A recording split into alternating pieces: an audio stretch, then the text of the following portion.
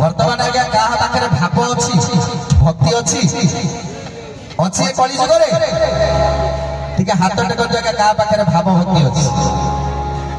हाथ टेक आज्ञा क्या पाखे भक्ति अच्छी भाव अच्छी आज्ञा क्या पाखे अच्छी मो माँ मैंने जमा भी हाथ टेकुना दी मत भाव ना ठाकुर प्रति माँ प्रति भाव ना अच्छी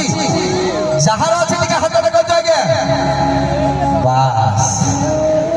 अच्छा मैंने बहुत भाव जी हाथ टेकी बहुत भाव माँ प्रति अच्छी स्वार्थ नहीं स्वार्थ पाई आसुना मंदिर को बहुत बढ़िया कथा आज्ञा